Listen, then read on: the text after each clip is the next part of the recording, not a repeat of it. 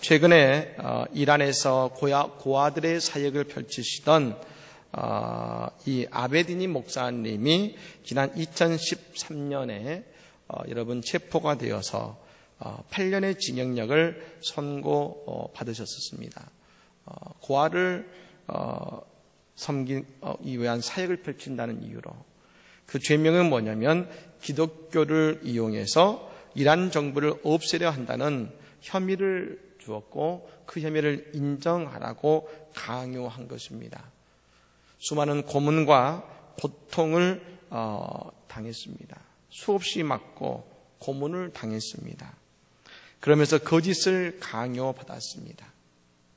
그 기독교를 통해 이란 정부를 없애려 한다는 그 자백을 받고자 끝까지 했지만 목사님은 그 앞에, 그 강요 앞에 끝까지 그 믿음을 지키셨다 그럽니다. 그런데 그 목사님께서 당했던 고통 가운데 한 가지가 뭐냐라고 물어봤을 때 그것은 시간을 보낼 방법이 없었다는 것이었습니다. 간수들은 그 목사님께서 책을 읽는 것조차 허락하지 않았고 어떤 활동도 못하도록 금지했다고 합니다. 우리나라는 여러분 성경책은 준다 하지 않습니까? 그런데 아무것도 주지 않고 그저 여러분 계속해서 그 조그만 독방에서 지내야 된 것이죠. 그 힘들던 시간을 이 목사님은 어떻게 이겨냈느냐? 목사님은 회상하기를 매일 몇 시간이고 계속해서 기도했다는 겁니다. 그 하루는 잠자는 시간 이외에 밥 먹는 시간 이외에 20시간 이상을 기도만 한 적도 있었다는 것입니다. 그러면서 고백하기를 기도가 내가 그곳에서 할 수 있는 최고의 일이었다. 그 목사님은 고백하셨고 최근 그 이란에서 석방이 되셔서 지금은 미국에 있는 빌리그람 트레이닝 센터에서 가족들과 함께 휴식을 취하고 계시다는 것입니다. 그렇습니다. 참 놀랍습니다. 여러분 이 아베디니 목사님도 우리와 별반 다를 바 없는 그런 분이십니다. 그럼에도 불구하고 이분의 이 깊은 신앙의 경지는 오직 한 가지, 하나님만 의지할 수밖에 없는 상황에서 하나님만 의지했기 때문에 그런 것입니다. 여러분 우리는 잘 생각해 봐야 됩니다. 하나님만 의지할 수밖에 없는 상황에서 하나님만 의지했다. 아마 고난의 시간을 지내오신 수많은 성도님들은 이 말이 얼마나 힘들고 어려운지를 누구보다 잘 아실 것입니다. 이 아비디니 목사님의 고난은 여러분 들여다보면 본질적으로는 영적인 싸움이고 영적인 전쟁과 같았습니다. 여러분 그분이 그 영적 전쟁에서 이길 수 있었던 것은 다른 것이 아닙니다. 오직 예수님만 바라보고 기도할 수 있었기 때문인 것입니다. 왜 예수님만 의지할 수 있었습니까? 그 상황에서 그 목사님은 예수님의 십자가를 보게 됐기 때문에 그런 것입니다. 십자가의 진수는 우리의 인생의 즐거움에서가 아니라 우리가 진정 힘들어하는 그 시간에 예수님의 십자가가 진정 내 앞에 보이기 시작한다는 것입니다. 즉 십자가를 통해서 예수님이 이 땅에 오셔서 우리를 얼마나 사랑하시는지 진정 예수의 사랑이 그때부터 우리에게 느껴지기 시작하는 것입니다. 여러분 저는 스테반 집사님이 참 위대한 집사님이라고 생각합니다. 그런데 스테반 집사님의 가장 큰 기적은 언제 일어났습니까? 그는 예수님을 위해 고난의 자리에 서 있을 때 진정 위대한 기적이 일어났습니다. 사랑하는 여러분, 우리는 흔히 스테반 집사님처럼 예수님을 볼 수 있겠다고 기도합니다. 근데 여러분 거기는 한 가지 전제가 따르는 것입니다. 그것은 뭡니까? 나도 스테반처럼 예수님을 위해 고난과 박해를 받아야 한다는 사실인 것입니다. 그때 스테반이 보았던 일어서서 우리를 위해 친히 일하시는 저 예수님을 우리가 볼 수 있게 된다는 것입니다. 저는 참 이 구절이 좋습니다. 사도행전에 보면 스데반이 예수를 보는 장면이 나옵니다. 말하되 보라, 하늘이 열리고 인자가 하나님 우편에 서신 것을 보노라 하신대. 인자가 하나님 우편에 서신 것을 보노라 한대. 스데반이 보았던 예수님은 어떤 예수님이었습니까? 하나님의 우편에 편안히 앉으셔서 인자게 바라보시는 그런 예수님이 아니었습니다. 예수님은 주님의 말씀대로 하나님의 우편에 계셨습니다. 그런데 앉아 계신 것이 아니라 서 계셨습니다. 저는 이 광경이 이렇게 느껴졌습니다. 예수님께서 하나님께 스데반을 불쌍히 여겨달라고, 스데반이 고통 없게 해달라고, 스데반을 도와달라고 하나님께 일어서서 간곡히 부탁하시는 예수님의 모습, 그 예수님의 사랑의 모습, 그 모습이 친히 일어서서 하나님의 우편에 서 계시는 예수님의 모습이었을 것입니다. 그렇습니다. 우리가 진정 어렵고 힘든 시기에 만난 예수님은 평생 우리가 잊을 수 없는 참 좋으신 하나님이시며 애통하는 자를 위로하시는 사랑의 하나님이신 것을 여러분 믿으시기를 바랍니다. 저는 오늘부터 우리는 사순절을 시작합니다. 사순절은 예수님의 고난과 십자가의 부활을 바라보는 절기입니다. 여러분, 그런데 이 사순절은 예수님의 고난을 기억하며 또한 우리 스스로 그 고난의 자리로 들어가는 것을 말합니다. 아무렇지도 않은데, 평안한데, 아니 나는 지금 잘 되고 있는데, 아니 나는 지금 정말로 어렵고 힘이 드는데, 어떠한 상황이 내 모습이라 할지라도 우리는 사순절의 고난의 자리로 들어가야 합니다. 흔히 금식을 하기도 합니다. 이 시기에 내가 좋아하는 것을 잠깐 내려놓기도 합니다. 그리고 성결하고 정결하게 보냅니다. 그렇게 해서 내가 세상에서 입고 있는 모든 옷들을 잠깐 벗고 내려놓습니다. 그리고 그 고통이 무감각해진 나를 깨닫게 해줍니다. 여러분, 사람은 몸이 아플 때가 있습니다. 팔이나 다리가 아프고 쑤실 때가 있습니다. 그런데 아픈 것보다 더 힘들고 연약한 것은 뭐냐? 무감각해지는 것입니다. 팔과 다리가 아픈 것이 아니라 팔과 다리가 무감각해지는 것. 사순절의 우리의 모습은 그런 무감각해진 나의 모습에 하나님을 위해 작은 고통 속에 들어가 우리에게 중요한 가치를 다시 한번 깨닫는 것입니다.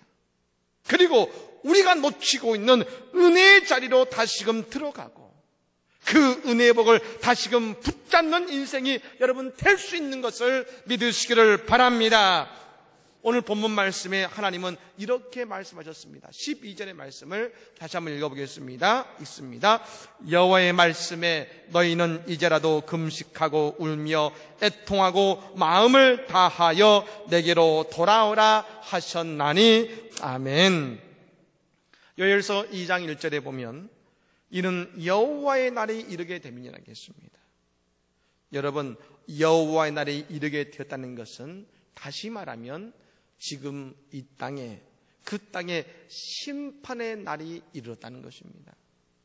언제 하나님께서 이 땅에 오실까요? 그것은 그 여호와의 날은 우리의 심판의 때에, 심판의 때, 이제 곧 심판이 있게 되는데요. 그 상황 속에서 하나님은 12절에 오늘 본문의 말씀을 해 주신 것입니다. 뭐라고 하십니까? 내게로 돌아오라. 사랑하는 여러분, 하나님께로 돌아오시기를 바랍니다. 그런데 어떻게 돌아오느냐? 금식하고 울며 애통하고 마음을 다하며 하나님께 돌아오라겠습니다. 먼저 금식하라고 합니다. 내 육신을 절제하고 영과 육의 작은 고통 속에 나를 집어넣을 때, 그 금식이라는 고통 속에 나를 집어넣을 때 바로 나 자신이 보이기 시작합니다.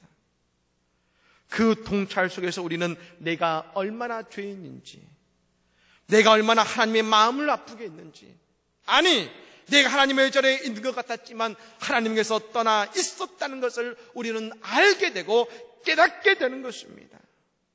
그때 우리는 울며 애통하는 마음을 가지게 됩니다.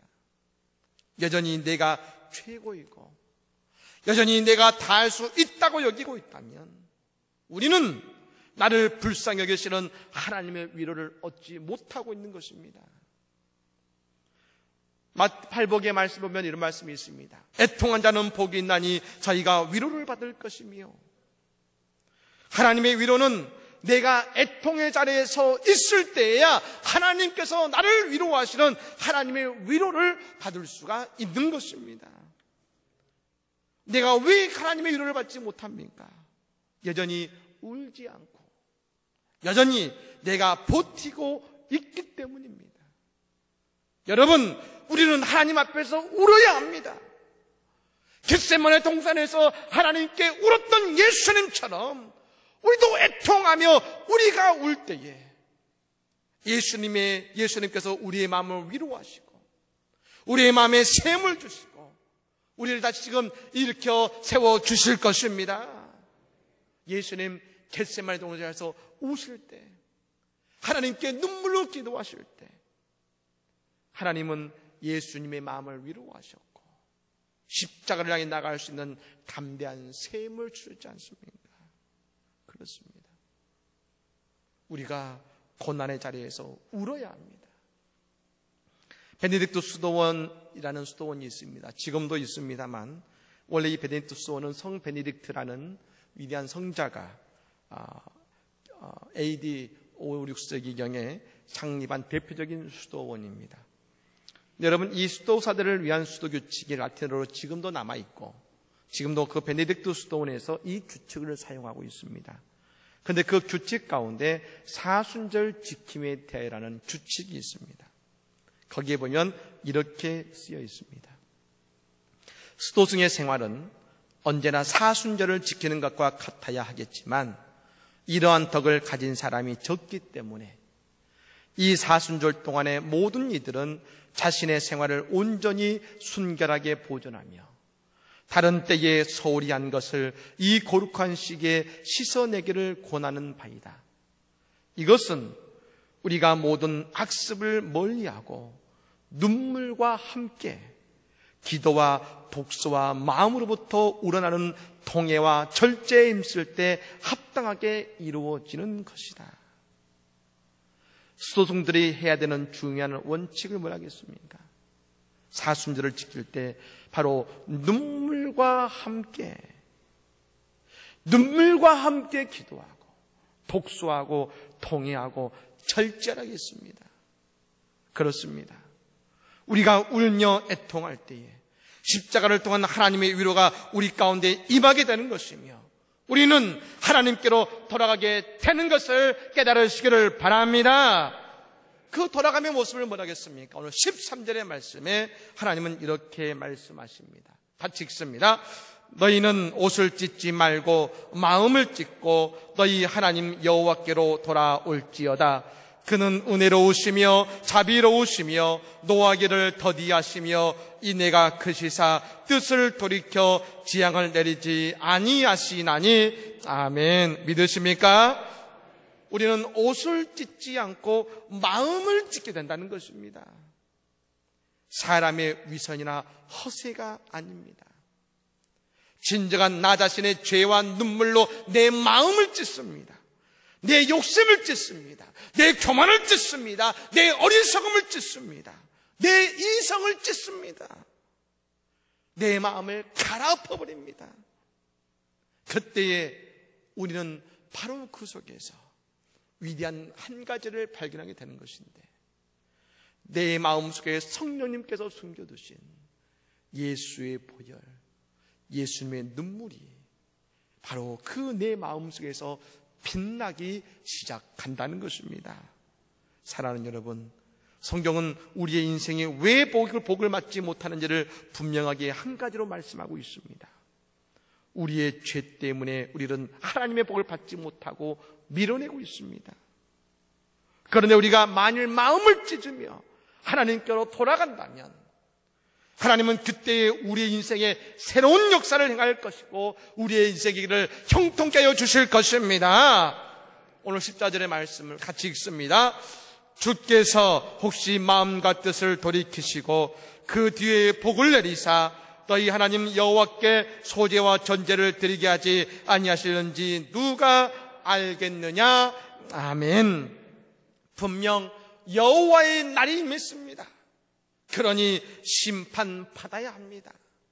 그러나 하나님은 우리가 금식하며 울며 애통하며 내 마음을 찢는 그 신앙의 모습 속에서 심판의 마음을 돌이키시고 오히려 우리에게 복을 내리시는 축복을 우리에게 내려주시겠다고 약속하고 계신 것입니다. 사랑하는 여러분, 이제 오늘부터 사순절을 보내게 됩니다. 신앙생활에 사순절이 있기에 우리의 인생에 예수의 십자가를 바라보며 또한 부활의 영광이 있는 것처럼 이번 사순절 우리 스스로 금식하며 울며 애통하며 마음을 찢으며 하나님을 향해 나아가게 될 때에 우리의 삶에서도 부활이라는 축복의 열매, 아니 우리의 인생에 더 이상 심판은 없고 눈물은 없고 우리를 위로하시며 내 인생에 다시 한번 인생의 은혜의 열매와 축복으로 채워주시는 하나님의 놀라운 은혜를 경험하는 한 귀한 믿음의 성도들의 삶이 될 것입니다. 이런 놀라운 은혜를 체험하는 이번 사순절이 되시기를 우리 구주 예수님의 이름으로 간절히 축복합니다.